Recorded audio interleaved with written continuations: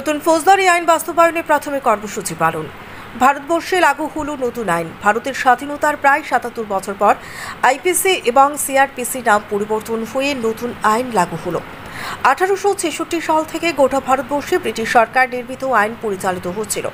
তার প্রায় 162টি আইনের ধারাকে নাম পরিবর্তন সহ ধারার সংখ্যা পরিবর্তন আনা হয়।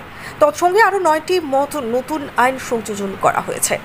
তাই আজ 27শে জুলাই 2024 সোমবার থেকে ভারতবর্ষে এক নতুন আইনকে স্বাগত জানিয়ে সকাল 11টায় উত্তর ত্রিপুরার পানিসাগর থানায় নতুন ফৌজদারি আইন বাস্তবায়নে প্রাথমিক কর্মসূচি এবং নতুন আইনগত বিষয়ে অবগতির জন্য এক আলোচনা সভা অনুষ্ঠিত হয়। উক্ত সভায় উপস্থিত ছিলেন SDPO Bijoy Sen, public prosecutor mister Sinha, এলাকার সংবাদ কর্মীরা, এলাকার সমাজসেবী, চিকিৎসক, শিক্ষক, অভিভাবক সহ আরও অন্যান্যরা। অনুষ্ঠানের সূচনায় পানিসাগর থানার ওসি দেবজিৎ চ্যাটার্জি আলোচনা করতে গিয়ে জানান, ভারতের নতুন আইন পরিবর্তন এনে আইপিসি এবং সিআরপিসির নাম নতুন আইনের মাধ্যমে পরিবর্তন আনা হয়েছে।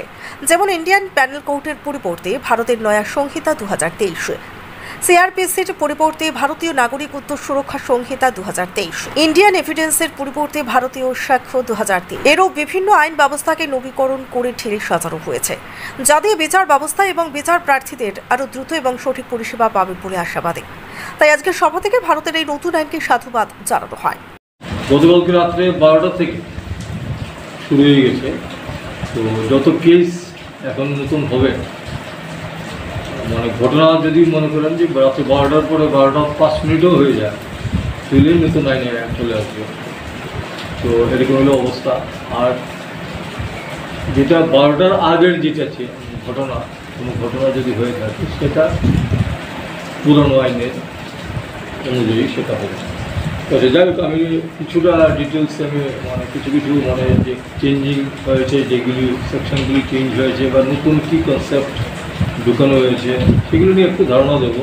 আমার সাথে আছেন আমাদের লার্নার্ড স্পেশাল পিপি সাহেব আছেন, উনিও আইন নিয়ে পড়াশোনা করেন, বেশি চর্চা করেন, উনিও আমাদের কিছুটা ধারণা দেবেন।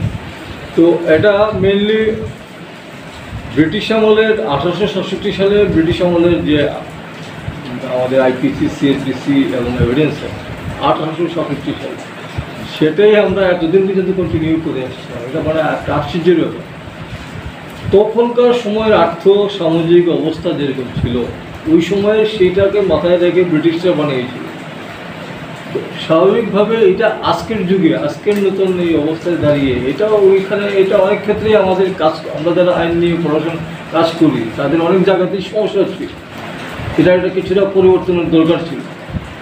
তো এটাকে মাথায় রেখেই আমাদের যে বর্তমান সেন্ট্রাল গভর্নমেন্টস আছে বা বিভিন্ন এজেন্সিরা আছে, তারা এটা বিলের আকারে নিয়ে গভর্নমেন্টকে দিয়েছেন। গভর্নমেন্ট এটা পার্লামেন্টে এটা উপস্থাপনা করেছে এবং এটা পার্লামেন্টের সম্মতি সহকারে এটা বিল হিসেবে, অ্যাক্ট হিসাবে এটা পাস হয়ে এসেছে।